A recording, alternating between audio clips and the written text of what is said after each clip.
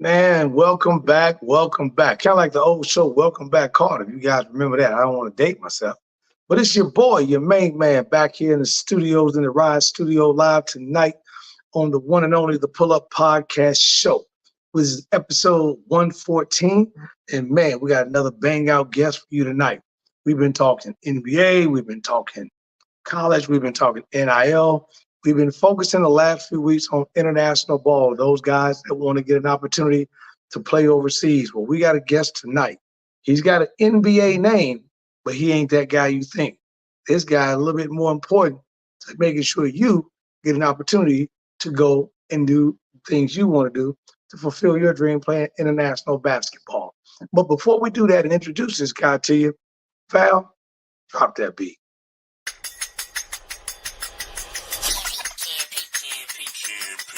It's the Pull Up Podcast. It's the Pull Up Podcast. It's the Pull Up Podcast. Pull up, pull up. It's the Pull Up Podcast. It's the Pull Up Podcast. It's the Pull Up Podcast. Pull up, pull up. Bounce the voice and Coach Tony, you know. It's the Pull Up Podcast. Show. I said bounce the voice and Coach Tony, you know. It's the Pull Up Podcast. Show. It's the Pull Up Podcast. It's the Pull Up Podcast. It's the Pull Up Podcast. Show. It's the Pull Up Podcast. It's the Pull Up Podcast. It's the Pull Up Podcast. Show. Man, welcome back to episode 114 on one of the hottest sports podcasts going in the country right now. I'm the one and only host with the one and only Coach Tony. And this is the Pull Up Podcast Show. Make sure you do me a favor, go and like the show, share it with your friends, and more importantly, make sure you subscribe. Tonight, we've got a guest coming to you, man, from the world of international basketball. You know, this guy is just astounded me when I was talking to him about the people he's got in his space of working out. And we're going to talk about the difference that makes a guy go from high school to college to the pros. Because we talk about how to get there, now we're going to talk about how to stay there and stay healthy. He's an NBA, college, and FIBA basketball trainer. He's worked with people like Hakeem Olajuwon, Taco Fall, the one and only slam dunk champion, Mr. Derrick Jones Jr., Sean Elliott of the San Antonio Spurs, Steve Francis, my dude, my guy, Johnny Dawkins, Konzo Martin. Ooh, I can keep going. The list goes on and on. And he's also the creator of Ben X Sports. So we're going to let him talk a little bit about it, and we're going to bring him out. Let's bring out my boy tonight, the one and only Mr. Ben Simmons. Hello. Man, put that check in the mail, man, on the intro, man. Put the check in the mail, man. What's going on tonight, B? Man, it's all good. I'm glad to be here. Appreciate you having me on, man. I'm really honored and privileged. Man, I just appreciate the time you got for us tonight, man. It's really been great. I know you've been busy doing a lot of things, man. We want to jump right into it. Let's talk to you, talk to the people, give them a little bit of background, tell them, where you come from, who you are, and come from there. Okay, well, name is Ben Simmons, the OG, the original Ben Simmons. I go by Ben X, so we'll talk about that a little bit later. But I'm from Indiana, Hammond, Indiana, right outside South Chicago, that area. Yep, grew up there in what we call the region, I'm a region rat. So went to Hammond High School, class of 87, whoop, whoop. Graduated from there, went on to Purdue, what was called Purdue Calumet, Purdue University. It's the Northwest campus now. Right. Grew up in Hammond with some of the best basketball players, and Indiana is was always been a mecca of basketball for fundamentals and things like that. So that's been ingrained into me. Guys like Tion McCoy, who recently passed away, God rest his soul, played for the University of Texas and Maryland. Joey Wright played at Gaviton at the University of Texas, and I think he went on to play some with the Phoenix Sun and coached over in Australia. So I've been a part of the game my whole life there from that part of the world in Indiana there. I went on to Purdue, played at Calumet, did 4 years there, set numerous records while I was there. I was always a hustler and a good student. So I got on there, set records. I still have records that I hold from 1989 as Oh, wow. most rebounds in a game at 28, most rebounds in a half, a different game at 18. I was the leader in assists at one time and steals as well as rebounds. And, so I've always been a kid and the guy that would go get it, so that came out of the region that I came up in. I hope these kids listen to that. You talk about rebounding, assists, giving the ball up. He ain't talking about scoring the ball. We just talking about the little things, Now, did you happen to have a brother or sister, anything of that nature that led the way, maybe played, a big cousin or some family member that was a athlete that played before you and they kind of introduced the game to you? I definitely did. I'm related to the Cummings. So Okay. back in the day, we had like big TC Cummings and his older brother Bernard Cummings, Lee. Yeah, Bernard was a beast. Yeah, those were, taught me everything, man. And being able to grow up and have them come out from Chicago and play with us and teach us stuff, was instrumental in my development because they didn't give you anything. And you had to earn it. You had to work hard. But then you also got to see how to carry yourself, at a higher level. Bernard Lee was also played at Purdue. And Terry, of course, played at DePaul, and they just recently retired his jersey.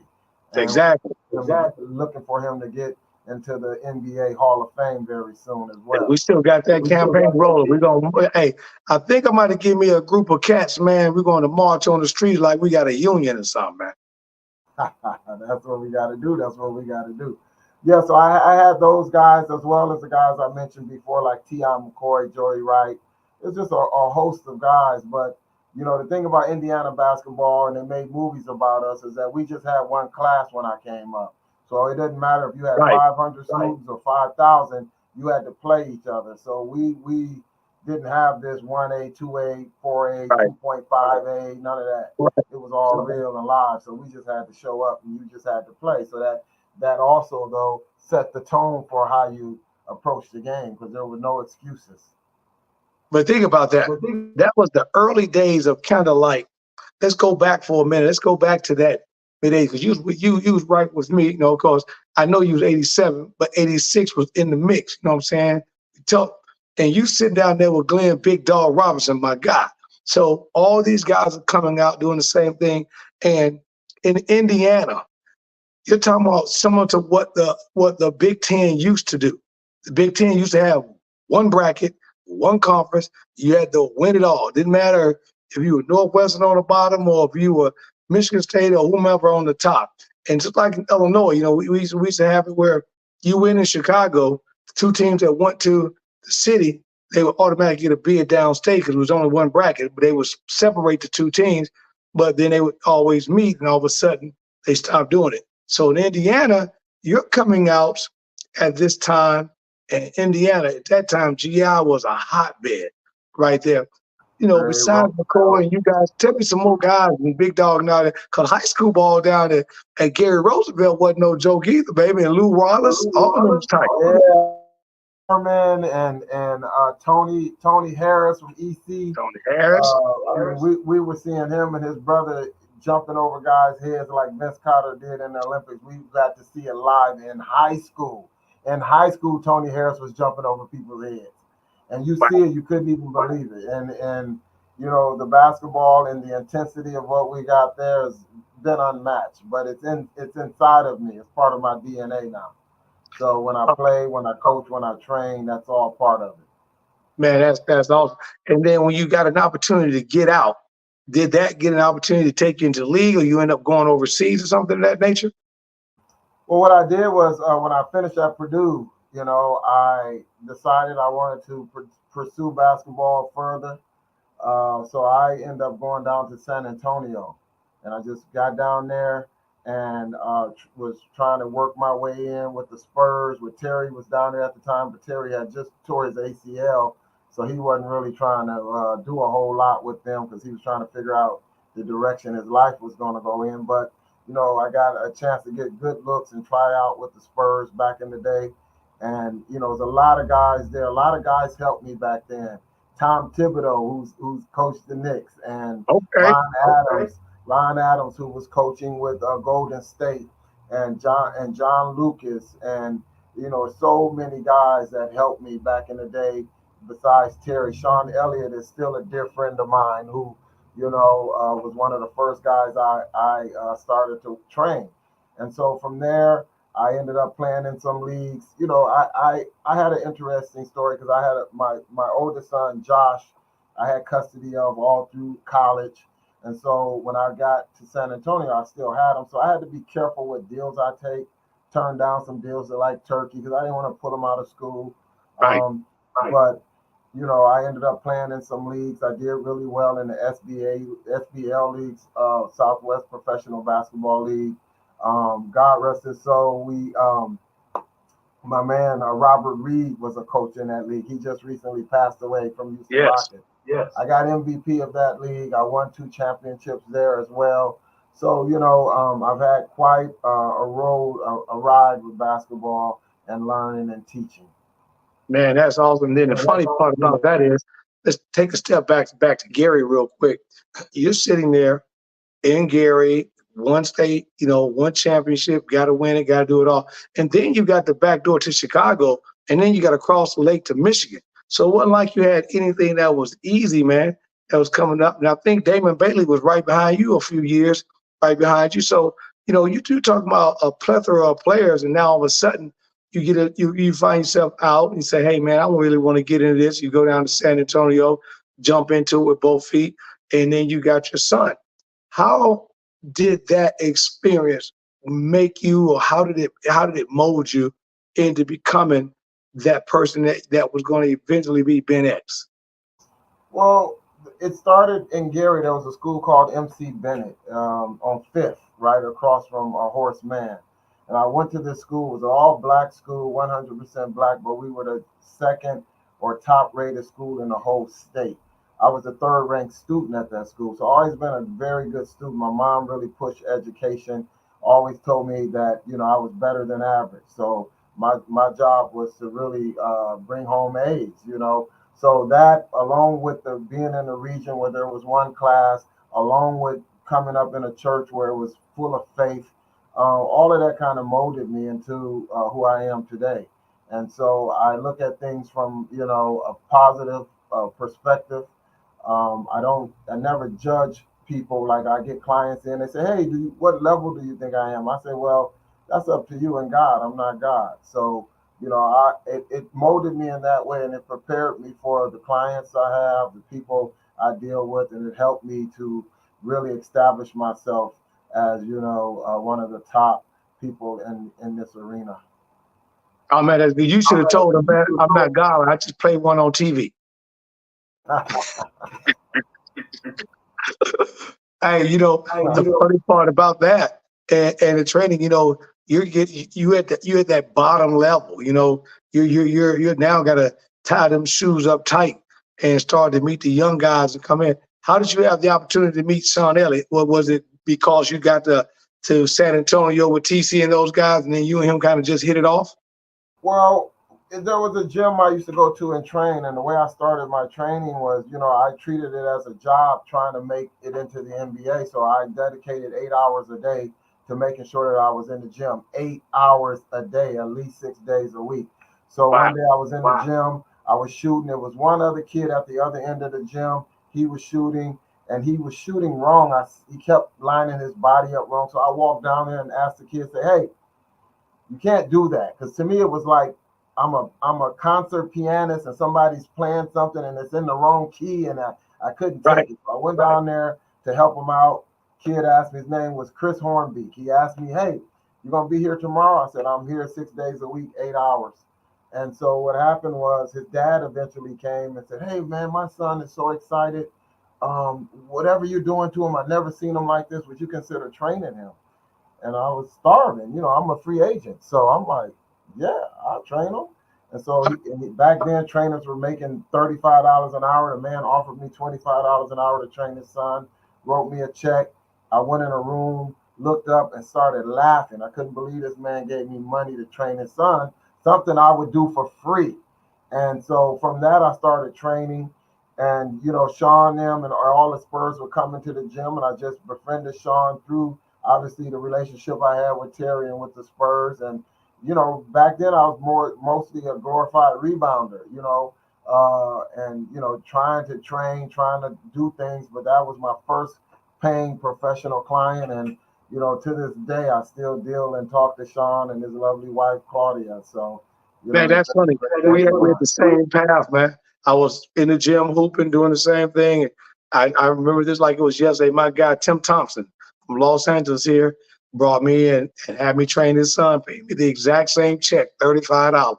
And and so we got going. Then eventually I started to set a tier to where I was at, man. That's awesome. Hey, we are talking to my main man, my guy, Mr. Ben X, here on the Pull Up Podcast Show with your guy, the one and only Coach Tony. Val, let's pay some bills. We're going to lock out this first quarter and be right back. Let's pay some bills real quick, Val.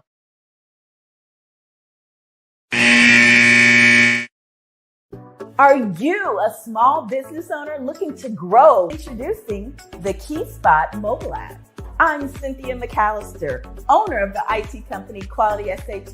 Since 2016, we have been supporting small businesses and help them promote and share their businesses, services, and events across the country. KeySpot is more than just an app. We are a network providing community. KeySpot, connecting communities and supporting small businesses.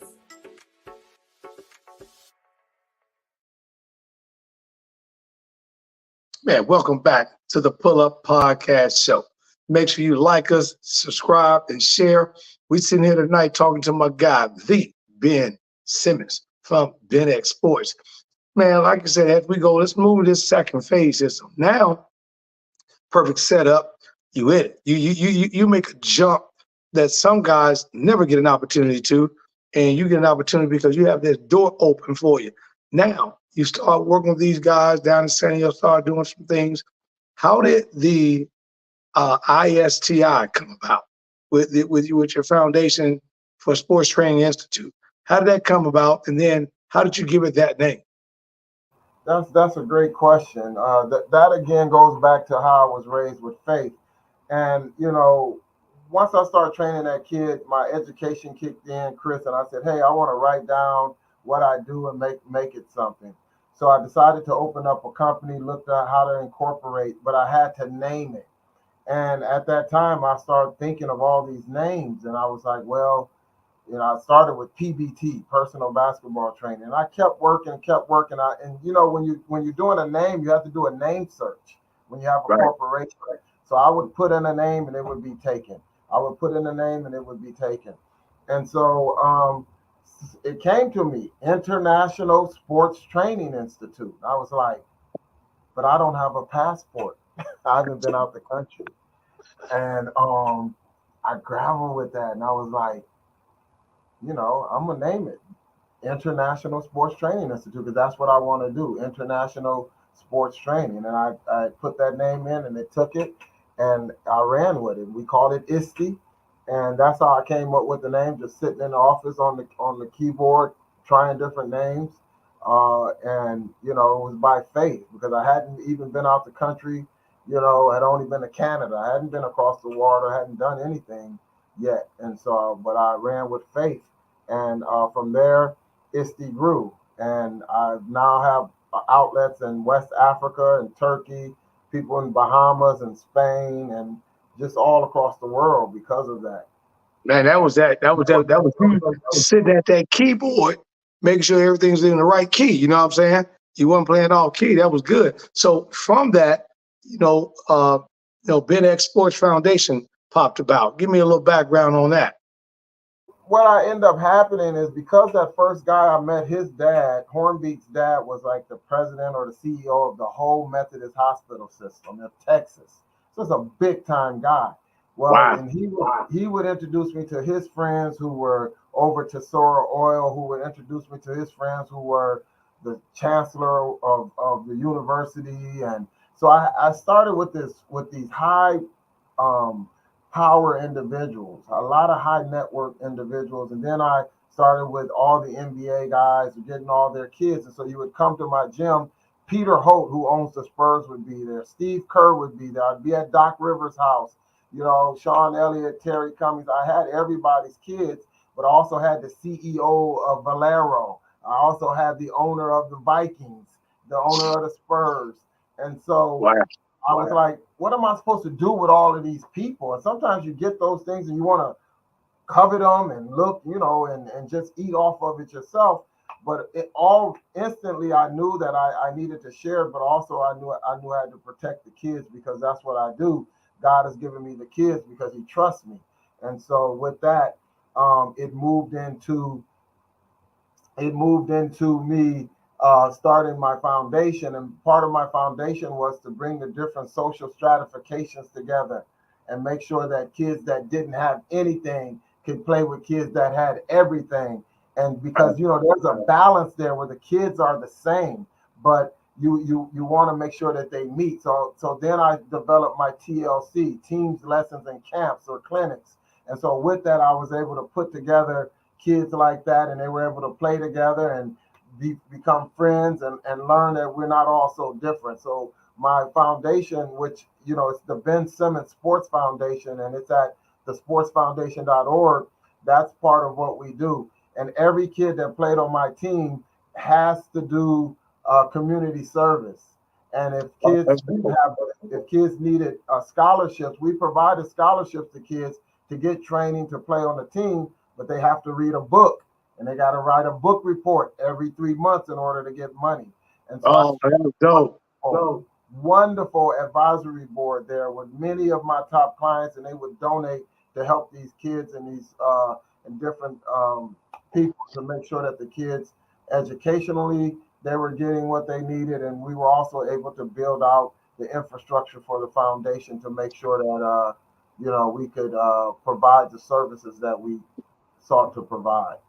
Man, let's just, as they say back in the day, man, bring that beat back, man. Bring that beat back. Let's just go back to what Ben was talking about. You got an opportunity for a foundation for like most of these AAU, because you're in that same lane that I'm in. Get an opportunity to help these kids do some major things, bring them into the fold. And not only are they getting an opportunity to play with kids of their own age, but they're getting an opportunity to play with the have and have-nots, basically. And in order to do that, the caveat is you got to learn. You know, kind of like that old KRS-One. You must learn, right? And so these guys are getting an opportunity to sit there, got to read, got to do a book report. Let me tell you something that's funny. So we just got back from Chicago this weekend. I was telling my guys, on my graduation out of college, I was a political science major, had to write a big paper, 150-page thesis, but it took the whole semester, and we did it as 8 to 10 pages a week through my professor. And because of that, it was good, because you remember, you and I came out a year apart. Nelson Mandela got released, so I did it on Nelson Mandela and the South African apartheid. But I felt so good, because when we were in Chicago in the summertime, we would come down to Gary and go over to Michigan, play in that grade A tournament for the summer. That was AAU, but we really didn't travel like that. But Student Foundation always made you read a book a week, and you had to report that book on Saturday morning before you could play. So to hear you say what you're doing with the foundation, man, makes my heart flutter, man. I love that. And I wish more organizations did that, because it would separate those teams, because they start playing basketball thinking that's all it is. And they forget about having a B plan. And sometimes stuff like you're doing incorporates that B plan. True, and we do it for other organizations as well.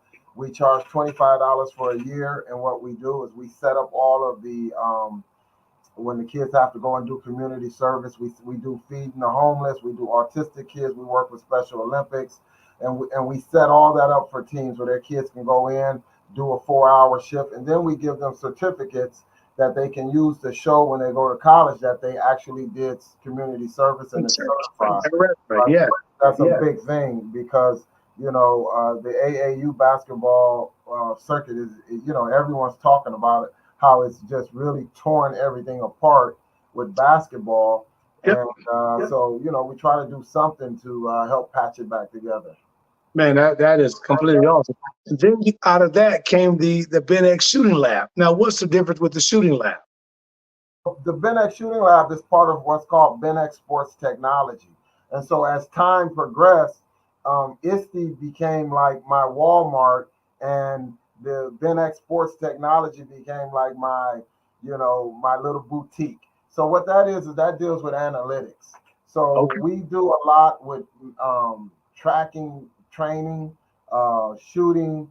We have some of the best machines in the world at handling shooting with our apps, with the NOAA system, and with all the Dr. Dish and everything we have there. Super slow mo cameras in the ceiling, and we do a lot that just people really had never seen before. And Wow, so that's that awesome. that grew out of the world of analytics that everybody went into, coming off of Moneyball with baseball and synergy and things like that with basketball. And it's like the matrix now, and people don't understand that sometimes, that they're looking at numbers, they're analyzing everything you do, and so you have to prepare for that world before you step into it so it doesn't shock you. And that's all. We're gonna send some shout outs to some of your folks, man. Nikki McCoy said, "What's going on, Ben? What's up, baby?" We also got your girl Dora. Dora checking in. Dora said, "Go ahead, box, man. You the goat in that basketball training, man. I love you." So, man, that's good. You guys are listening to the one and only Coach Tony on a Pull Up Podcast show tonight. One of the hottest sports shows across the country coming up, and I got my guy right here, the one and only Ben X Simmons, talking about basketball. Real quick here before we go to halftime. You are a sports guy, you're a recruiter, you're a player development guy, trainer, all that. How do you kind of tie that in? And when the kids see you, if I was a parent and I wanted to work with you, how could I get in touch with you to talk about that, and get you to start working with my kid?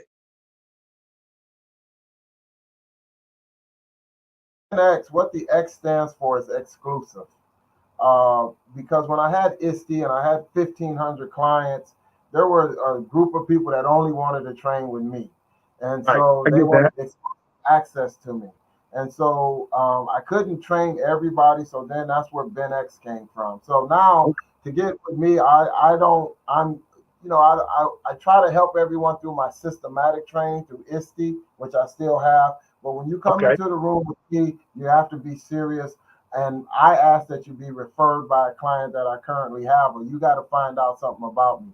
I don't want you to walk in the room and be like, how much is it? And, oh, that's a lot of money. I don't have time for that right now. I'm not dealing with that. So if you want to come in and work with me, then you need to know something about me, and you need to understand how things work. So, my Instagram, of course, is Ben_exclusive. People reach out there. My website is benxsports.com.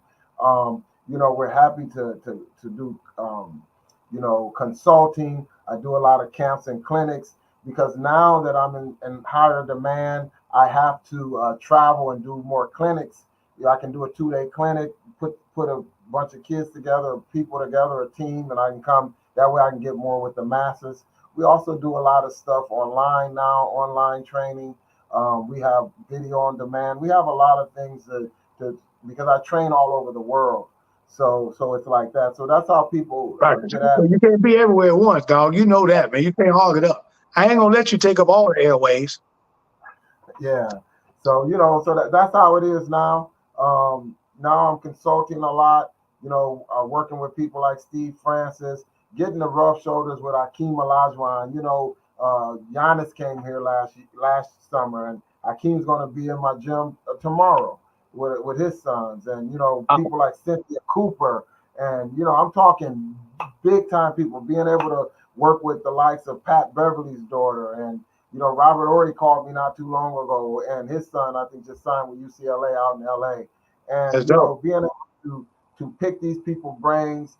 I had Avery Johnson in my gym, uh, coaching my kids doing practice. I had Robert Ory doing practice for my AAU teams. So I've been really, really blessed to be able to learn from the best in the world. I mean, when you talk about learning from Steve Kerr or Doc Rivers, these people were coaches of the year, Avery Johnson. And so, I don't take it lightly. And so when people come into me, I'm saying you're not going to take it lightly either. That's right. That's right. Hey, man, we kicking it with my boy, Mr. Ben X Simmons, right here. Bella, baby, what's going on? Appreciate you checking in. And Nyla said, man, keep talking that basketball stuff, coach. She said, man, she pumping it up right there, baby. Hey, we on the Pull Up Podcast show with the one and only Coach Tony. We're going to take a break here at halftime. Val's pay some bills. We'll be back for the third quarter. All right.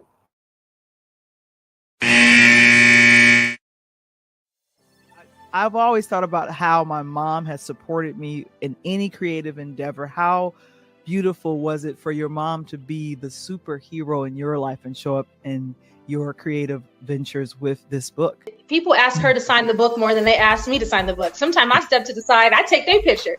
And, we have to celebrate our mothers. We got to celebrate our beginning. There you go. So she comes out with me. Every event, she is there. Even when I tell her she does not need to come, she will show up in the parking lot. And I'm like, oh, okay, you coming? Okay. I'm like, all right. Right. And she got a bottle of wine in her hand. What in the world? Why are you giving her alcohol? Don't. No, I'm just saying. She showed up in the parking lot. She got a bottle of wine, nice wine. She's going to set it down. She ready for the show, Val. You know what I'm saying? Because the funny part about it is, CJ, I've actually talked to Val. I thought about, writing a book myself called My Man's in There. I love it. And look at Val. My man's in them. My man's in there. But you got to read the book. You got to read the book. But it's a play. CJ, I apologize because Val should have dropped some old Dub C so you could have came out crip walking. You know what I'm saying? I'm not flamed up right now. I got to hold on. Trying to get me shot. Going back to school tomorrow, like I saw you, Miss Charles. I saw you. I mean, I can crip walk, so please, but I'm kind of, I'm authoring right now. You guys are funny.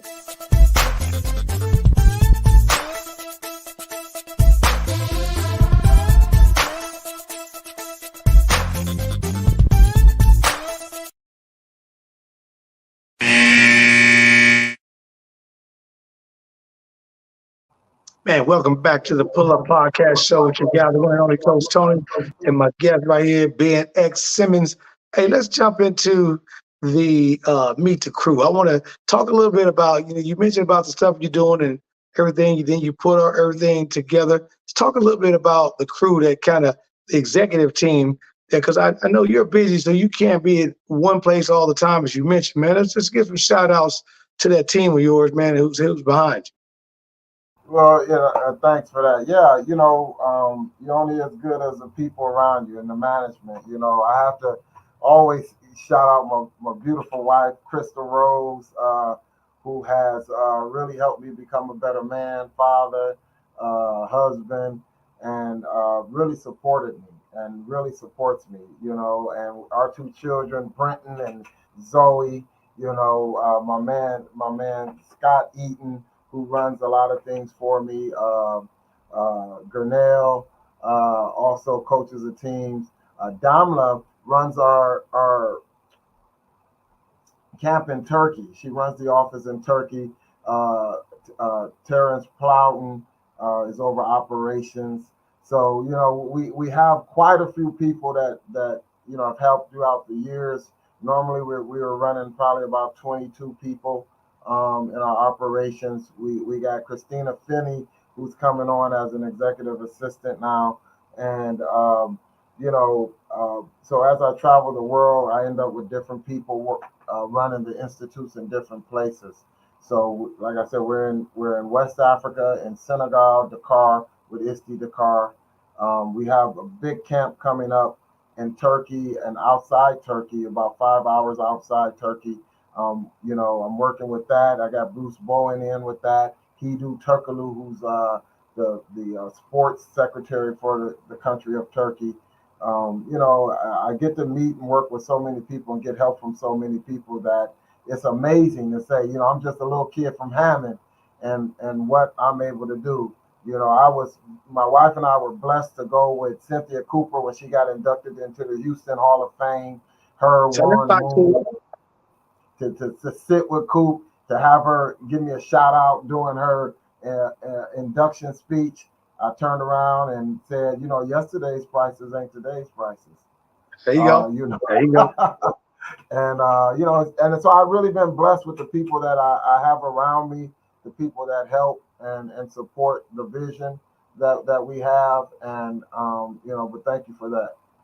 Man, hey, let's go. You know, don't hold back. You guys are checking in tonight on the airwaves as I talk to Ben X tonight on Ben X Sports. Make sure you put those questions in the chat line so Val can put them up as we talking to him about everything from basketball here in the States. Let's touch on a touchy subject a little bit. You and I had an opportunity to talk about it. A lot of people don't talk about it, won't talk about it. You know, we know that President Obama is very, very heavily involved when it comes to the African Basketball League. Yeah. And he's helping to do some things in the NBA and basketball beyond borders. And when we talk about that and we bring these guys over, obviously the average coach like myself, scouts, high school guys, see these African players are coming over from the Congo and from different places to Florida, the IMGs of the world, Winter Lakes, going out to Sierra Canyon, and I can name about 25, 30 more. Let's talk a little bit about that and what you see in terms of these kids coming over to the States where they're being exploited for their talents, taken away from their natural country, or what's going on in terms of that transition from international to bring them here in the States? Well, you know, there's a lot. I mean, I work so much internationally, and I've brought over so many players, and more than that, my wife and I, Crystal, we have helped so many players, and so you have some horror stories, and you know, everyone means well most of the time, bringing over a kid or helping a kid get over. But what some people don't understand is that just because some of the kids speak a different language, they think like because they don't speak English or something that they don't understand, or they don't have, you know, the same concepts in their own language. And so you know, I've seen a lot where kids have been brought over. You know, if an example would be, you know, someone's recruiting a kid, they're watching them online, the kid gets here and the kid is not what they thought. Well, you done paid money to help the kid get his passport, get his embassy interview, help him get his ticket. He gets here and he's not what you thought. And then what do? Because now you've basically adopted a kid if you're the host parent. And, you know, because a lot of these people come from places where they don't have money. And their hope and dream is to get to America and play basketball and be in the NBA or something. And so these kids get really taken advantage of, and they have people they're in homes and situations where they're no longer wanted. They're not able to help the people to fulfill their vicarious needs. And so people kind of treat them like trash, and they'll throw them away. They'll threaten them. Oh, I'm gonna send you back. I'm gonna send you back home, and I'm gonna take away this. Or kids are not eating, or kids are not going to school, or kid gets hurt. A lot of things happen to these kids, and it's unfortunate, you know. And myself and my wife, as I said, we've helped out many kids. I have good friends of Bill Radcliffe in Miami that helps out a lot of kids, and you see it a lot. It's unfortunate, and it's really something that, you know, the way it's like it can become something really bad. So it's everyone doesn't understand the details of what it takes, and a lot of people have these thoughts of, oh, everything's going to work out. But you know the old adage, you know, prepare for the worst and hope for the best. And so with dealing with kids and understanding that their lives and they have parents and they have hopes and dreams, they're not going to be perfect. So it takes a very patient person. But you know, a lot of times the kids are really exploited. Man, that's crazy. You know, I sit here just thinking, you know, I'm glad, you know, God kind of blessed me a little bit on the smaller scale here in the States, doing the same thing, being able to grab some of the kids and do the same thing, taking kids back home, projects, sometimes paying for their road trips, asking people. I just talked to a couple sponsors that love what I'm doing in the program, help out a few kids this weekend. Let's touch on one particular player I had an opportunity to meet. One of my mentors is none other than Johnny Dawkins himself down at UCF. I got a chance to meet Coach Dawkins when he was at Stanford several years ago, and he opened a door. I met him, you know, in one of the AAU events in Arkansas, and that's how that led me getting out to Stanford. Let's talk a little bit about Taco Fall. That's one of your close guys that you did some really close work And for those of you that don't know, Taco Fall came over from Africa, played here in the States, played at University of Central Florida, then went on to play for the Boston Celtics and whatnot. So let's talk about him for real quick on that. That's a great point. I was with Taco just yesterday, and I was up in Chicago with him, and the day before yesterday. Well, Taco was a kid that with my ISTE Dakar, when I have my corporation set up in Dakar, and I brought Taco into ISTE Dakar and decided to bring him over. Now, no one at that time wanted me to bring Taco over. They said, "Oh, he's no good.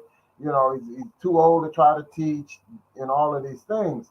Well, we decided, we're gonna bring Taco over, and I brought him over. He lived in our house. We had to kind of hide him because he was so tall that he was attracting so much attention, but we didn't want him to get overwhelmed. I was working out with Hakeem at that time. Hakeem was working him out, telling me, "Yeah, keep him away from people right now till he's ready." And Taco's situation became very difficult because when I brought him over, the school that had written his visa, they had a lot of problems at that school with some inappropriate contact allegedly between someone and students. So I didn't feel right putting them in there. So when we tried to find another school, it became difficult. My mom was sick at that time, God rest her soul. She passed away. Taco's dad actually has a green card and is here in the States. Most people don't know that. So Taco was then sent over to his dad, and then he ended up getting down to Florida to go to school, and ended up with Johnny that way. And so it was quite an ordeal for him to go through all of that because his paperwork got messed up. Things, really, really went south. But I knew he was 7'6", and I know America and how we love money, and so they would find right. You can teach height. Yeah, you can't teach that. But Taco is now him and his fiance, and they have two little girls. So I know Sophia, I forget the other one's name, and beautiful. And we were talking just 2 days ago, sitting there with him and his family, and thinking how I first saw him on that ground, we call it, in West Africa. Right. And he couldn't run from free throw line to free throw line, to now seeing him in his 580 Mercedes, playing, been in the NBA, playing in China. It just makes you proud to see the things that they can accomplish, and you can accomplish, and it's awesome. But the trials are real, though. The things the kids have to go through are real. But Taco has been quite a shining star in that regard. Man, that's awesome. And then your girl Dora said Taco is such a nice guy, so she must also understand the whole situation. I mean, that's good. You get that opportunity to touch these kids firsthand, and you get an opportunity. A lot of people don't get the chance, like you just mentioned a while back. I work with the average guys here. There's some big names I get thrown, but when you get a chance to work with these kids from NBA stars that already, they could be like, I don't need Ben. I got a goal at my house. I can do my own work, blah, blah, blah, blah. But they trust the process. That's the key. You got the process. So they trust the process. And you've made that.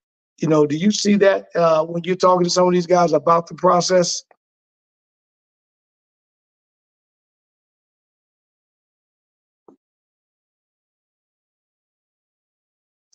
Yeah.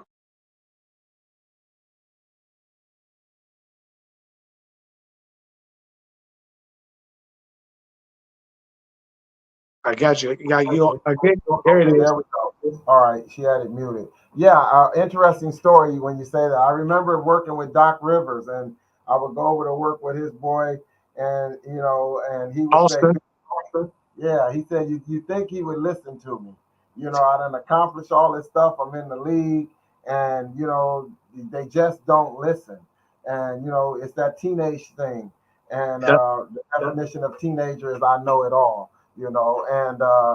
But that's kind of the thing. Everyone is still the same. We're all dads, we're all moms, and our kids are all the same. And so in that regard, they need to hear a different voice sometimes.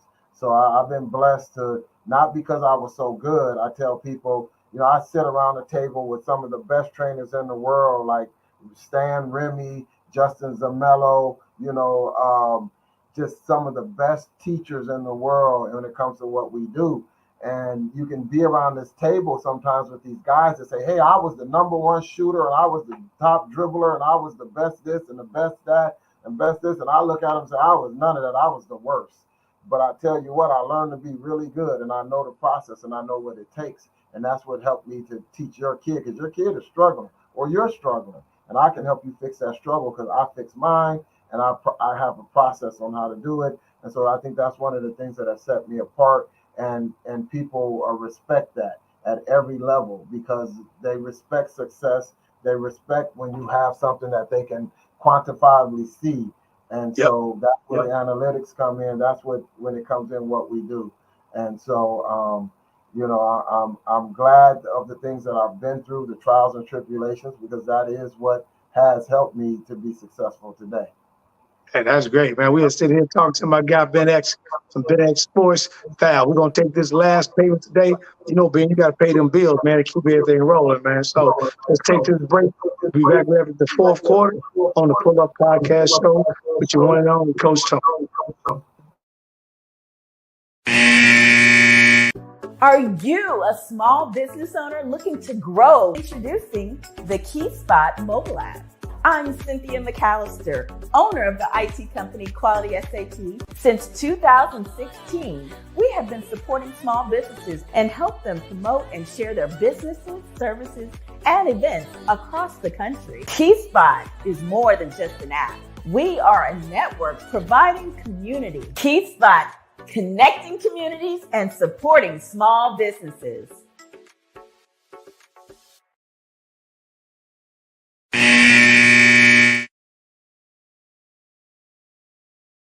Man, welcome back to the Pull Up Podcast Show. As we go into the fourth quarter, being that fourth quarter, man, we got to come with the defense then, man. It's either win or go home, baby. And speaking of that, April told me to tell you hello, man. Great interview. She's loving information, man. I love April to death, man. She put us together, man. But she's been one of my biggest supporters. Got TC, man. Me and TC had an opportunity to have a great show. And, he laughed, man, because he introduced his gospel album. Have you heard it yet? Yes, I've heard a lot of TC stuff. Yeah, so he won't be coming back on. So I can't wait to get him back on the show and doing that. We're gonna break into another piece that adds on to that. So we've talked kids, we've talked international peace and exploitation. Now I know you and I talk about something that kind of rubbed you the wrong way a little bit. What do you think about what's going on with this NIL stuff in the collectives in the college? Because right now, for those that don't know, the NIL, name, image, likeness, gives us the opportunity for these young men and women to get paid. This particular year, the women exploited that greatly. And I am pumped up because, Ben and I came through the school in the 80s and we were getting that stuff under the table. Now they're getting contracts and it's been great, especially on the women's side of the house, who, as you saw, Caitlin Clark, #1 draft pick, and she signed for $300,000. That's like less than what the NBA guys make in taxes after they signed for 1 year. And they were going back and forth about Nike and the State Farm and the Gatorade deal. She's got on the table for $28 million. I'm glad because of her and Angel Reese and Cardosa and a couple other people. And Cardosa is another one of those players as well. Ben came over here from the islands, with nothing. He couldn't do anything. And now look at her. So talk a little bit about the NIL collectives. Well, it's interesting because, a lot of that came about with things like the O'Bannon brothers and suing over their and for me, people say these athletes making all this money and they're making $40, $50 million a year, but in the NBA and things. But you have to understand, in college, they're able to pay those guys that money because the owners are making that kind of money, and they're making that kind of money a lot of times because they sign these huge deals with TNT for $5 billion, and then they get to chop that up, and so they all of the owners are getting this money. Now we're not talking about the ticket sales and the product sales and all the other revenue streams they have. That's just from the media.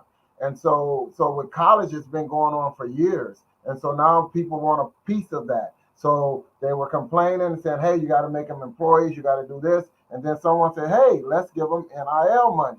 But really, that's nothing. That's, to me, that's like people going from not eating at all while you're eating filet mignon and steaks, you giving them hot dogs. And if they hadn't eaten, that hot dog's gonna taste pretty damn good. Oh, give me my NIL, but you ain't gave them none of the steak yet. NCAA still has all the steak. They still have all of the money coming from the TV revenue and things like that. So they haven't given up one penny. That's not money coming out of their pocket.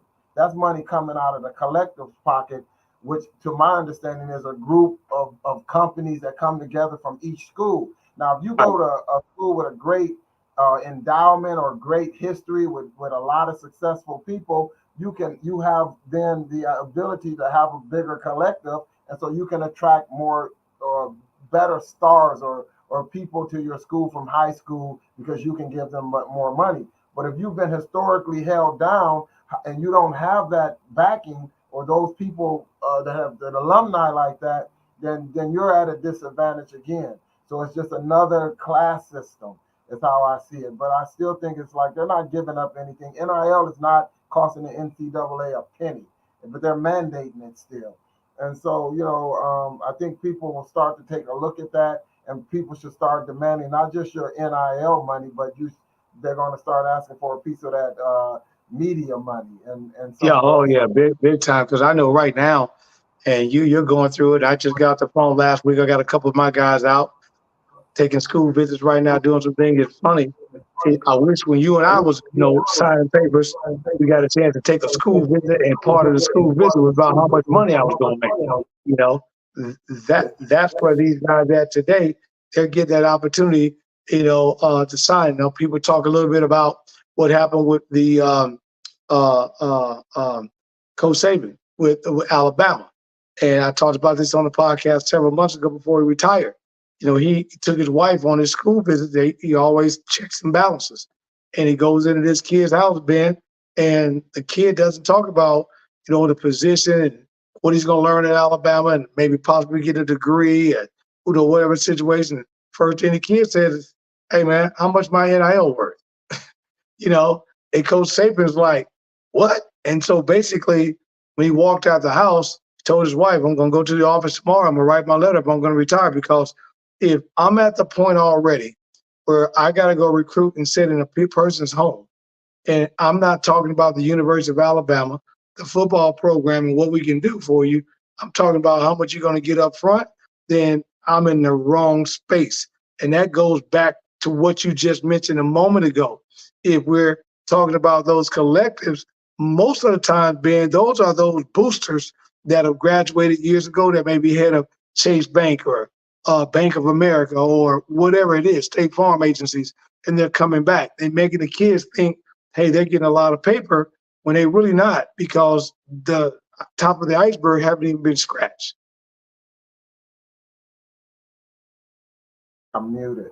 Yes, I get that, but I also would say to somebody like a Nick Saban, like when you go to do your contract, do you talk about money or do you talk about how Alabama's going to help you and this and that? I think he walks in there and he talks about money with his contract. So these kids need to talk about money when he walk in their house too. I mean, that's kind of how I see it. And because they have all that money, they're pocketing that money, they're keeping it, and it's like modern day slavery. It's like we out here picking cotton and you out here getting all of the benefits for it. So, I mean, it's something that has to be done. People can say what they want, but at the end of the day, Nick Saban was one of the highest paid coaches in the world. When it comes to, especially in American football. So, it's easy to say those things when you have it all. But the reason you got it is from all these kids, that it was built on the back of these kids to win those championships. And those kids could lose their scholarship if they took $1 from somebody for an autograph. So that was exactly anyway. So, I'm not a big fan of that or that position myself. Yeah, that's great. Touch a little bit on how and what you see the new wave of these girls, the Caitlin Clarks and the Angel Reeses of the world. And now you got Well, girl, Rice coming out of UCLA. You got Juju Watkins coming behind her. You got a lot of these ball players, and girls basketball is on the rise. I can't wait. The NBA has been behind them the last few years. At first, they weren't supporting them the way they should have. I think, Ben, if the NBA had supported the WNBA for the complete 25 years, you would have probably seen a big change. I know I was listening the other day to one of the announcers talk that it took the NBA, I think, roughly 20 or 25 years from like 1960 to 80, 85 to Jordan and Magic and Bird and Dr. J and that 82, 83, and 45 series to really turn the NBA around. And now the WNBA is at that quarter century as well. And hopefully start seeing these contracts. Do you, as a trainer and been around the globe, and you see the opportunity for these young women to come over from the Congo, France, Europe, and things of that nature, do you see women's basketball finally making that turn and getting better contracts for these women so that they don't have to go overseas on their off season like the men don't have to?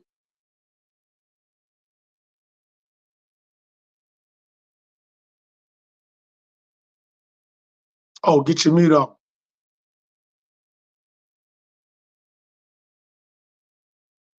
I'm not muted, it's her. Okay. Yeah, I said I think it's inevitable because even with the unfortunate incident that happened with Brittany Griner, who has to go over there to make money and and forget something in her bag, and now she's in prison. I've had the honor to work and train Kelsey Plum, Olympic gold medalist, and she was the all-time leader in NCAA scoring and in Washington. And a WNBA champion multiple times, and and watch her transition just like Caitlin. And it's inevitable that it's going to happen for the women. I think it's about time. I've always enjoyed watching the women play because they take it so personal, but they are so damn good. And for me to be able to rub shoulders and learn from a person like Cynthia Cooper, you got to get Cooper on the show, man. You got to get Cooper on the show. You got to get Steve. I've been wanting to get on the show, man. I had Travis from Caribbean League last week, and I said, man, I got to get Cooper on the show. I've been trying to get Cooper. So you got to let her know. She's a wonderful speaker. And, but to be able to see where things have coming and where they're going, where they've come from, and understanding that the NBA is kind of taking it up, but again, it's in the money. So as long as the money's there and people are supporting people like Caitlin and all the young ladies and women that are playing, then it's inevitable that they get a piece of that pie as well in the future. And that's awesome. And then the funny part about it is that looking at the NBA itself, before we talk about the finals. This just came across tonight, right after you and I were talking. They said that the NBA had measured out Lil Bronny, and he measured out 3 inches shorter than what USC had measured. USC had measured 6'4", and the NBA measured him out as 6'1", and all that. And now, supposedly, his stock has fallen roughly about a late first round, early second round draft choice. The question I got for you, and it's a scenario I just gave this past weekend. If I'm Lil Bronny, I'm already making 12 to 15 million right now, right? Between Nike, the Beats, and a couple of other things. And I'm just coming off of a heart condition situation. We understand this with Terry. TC was talking to this about his situation. And we know how difficult it is to come back sometime. And my dad is LeBron James. I really have no want for nothing. My uncle is Rich Paul. If I'm Lil Bronny, just me, I'm telling Dad, I have no rush to get out of USC. None at all. And I'm going to ride this wave like you mentioned a moment ago, because that NIL collective money, that's money sitting there that could be for me or whomever. And when I leave USC, I'm 50 mil stacks in the bank. So without me ever asking my parents for one dime, I'm 50 mil at 22, 23 years old. Now, when I get to roughly my junior year, depending on what it looks like, I'm going to say, hey, Dad, can you call Uncle Paul and let him know what I want to do is jump into the agency business and I would like for you to make Juju Watkins my first client and make baby brother, right? Because we know baby boy coming up as my second. And then I'm going to jump to the agency game, not worrying about my heart condition, not worried about trying to run that 48 minutes, 94 feet in that NBA, and who knows. What's your thought on that? Well, I think, I don't know Bronny and LeBron like that at all. We just missed him in the airport yesterday. It's funny when we were leaving Chicago, but I think from what I understand is it's a different thing that Bronny wants and LeBron wants. They want to be that father-son duo. So there's a time limit on that. So I don't think he can sit back and wait for that. And I think he's talent. His talent is just as good as any of the other guys that are not top tier in the NBA, because when you've tried out for the NBA and you're that 12th guy, you realize that you're just as good as all the other 12 guys. Right. And so and you also know if you had anything to do with the NBA, but that 12th guy is very political. I'm not saying anything, but there are guys, stars whose brothers are in the league that maybe wouldn't be in the league if they weren't stars like they are. I can tell you a couple. Anything wrong with Bronny getting in the league and using his dad and the leverage of Rich Paul and his dad to get in the league? He should use it because everybody's been using it all the time before. And so you use everything you can to help out your family. And there's nothing wrong with that, because when they lace him up and put him on the court, he's going to do just as fine as any other guy that's at his stature in the league. That's how I feel about it. As far as his measurements, Bronny, you should have never let them measure you at the combine. Right. I said, I ain't doing that, because they measure these guys and they make them take off their shoes, but you don't even play barefooted. So why am I gonna take my shoes off? So some things you gotta push for, but I wouldn't have let them measure me. And but I do respect obviously LeBron, what he's done for the league, and I hope that he gets to play with his son. I think that he's called it into existence, and I hope just like with the balls, with that dad, he called it into existence. Get all his sons in the NBA. I think LeBron, do whatever you can to get him there, because we all want to see it and we're gonna support it. Hey, that's good. Speaking of support, you got to jump on here tomorrow night, man. Monday nights is sports, but Tuesday night we talk entertainment and music and all that. Man, we're gonna talk some entertainment music. We're gonna bring up that touchy subject on Diddy. Again, man, and talk a little bit about that's me and my co-host Val, the voice, as we talk a little bit about that as well.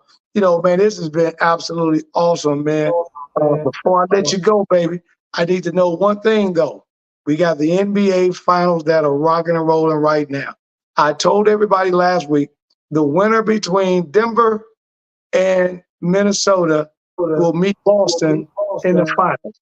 And that was going to be the NBA finals. For promotional purposes only, what do you think about those? Man, I think this Dallas and Minnesota thing is going to be a whole war. Because Kyrie and Big Boy Don, they're going to be out. And the thing is, where Dallas is strong, they don't have this big dominant center. So your big centers are not going to be able to affect these guys. You're going to have to guard them.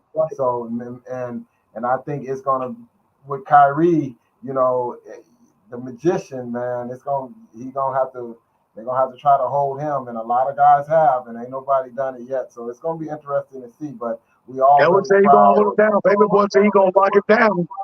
Well, we'll see. They have said. But the other thing is, my guy Chris Hines is with the Timberwolves as a coach there, and Chris has been with Isti. We took him to Spain twice when he was in high school to play. So I'm supporting whoever. I just like good basketball, but no matter who comes out of that, it's going to be hard to beat Boston, especially if Porzingis back yet. When he gets back, that's going to be a tough deal. Yeah, he'll be back. They only put him out for 2 days. He should be back probably game 2, Indiana at the worst, and all of that. But again, for promotional purposes only, I had Boston and Denver, but it's going to be good. I can't wait to see this Ant-Man. Ant-Man and Kyrie. To me, those are going to be the difference maker in this Minnesota and Dallas series. And like you said, with Lively being able to get around, You got a stretch 4 or 5 in Carl Anthony Towns. We saw he got in foul trouble the other day. We saw Rudy got in foul trouble last night. It's going to be quite interesting based on how they do it. I think this is one, to me, if Ant-Man guards Kyrie, the question is then who in Minnesota side of the house do you put on Luka? Yeah, Ant can't guard Kyrie. He can't guard. This is about to be fun. It's going to be too much energy, and Kyrie, he's too smart. You can't take him full court like you could do, my man at Denver. You can't do that because you're going to be playing 5 against 4 if you pick him up 94. And it's going to be interesting. But I don't know that Dallas has anybody who can guard Ant-Man, So it's going to be a scoring thing. It's going to be fun to watch. Excited for the NBA in that regard, that we have some new blood up here, and we're going to have, a different champion this year and, something to talk about. So it should be real good talk. So I'm putting you on the spot. I need one. Give me one. Who wins this ring? I will go with Boston. Okay, Boston said, you guys heard it right here. You've been talking to my main man, Mr. Ben X Simmons, the real, as he said, the real Ben X. And man, this has been great. Thank you guys for tuning in here on the Pull Up Podcast show. Don't forget tomorrow night, tune in to Interludes Talk on Tuesday with Val and myself as we talk a little bit about P. Diddy. And once again, if you want to learn and understand how to make brands, athletes come together, make sure to tune in and log in to my sports agency, the Rise NIL Sports Marketing Agency. And you can catch that at www.therizenil.com. And we're going to make sure that you get the information that you need to know. This has been Coach Tony in the Pull Up Podcast show and my guy. So make sure, don't meet me there, beat me there. And tomorrow night on Interludes, my girl Val the Voice is back in the house. And, you get an opportunity tomorrow, Ben. Check out the show a little bit. April's always sitting on the show with us, man, and all that. Yeah, no, I'd love to. Thanks for having me on. I look forward to traveling. I got a big camp, coming up in Turkey in July, and we got a lot going on in Hammond. We're at June 29th with the Tion McCoy Memorial. We got camps here in Houston. Got a lot going on. So, people can find me online. On Instagram, Ben_exclusive. I appreciate the opportunity to talk and to, pick your brain and to listen as well. So a great show you have here, and thanks for the opportunity. Yeah, you heard me, Ben_exclusive, man.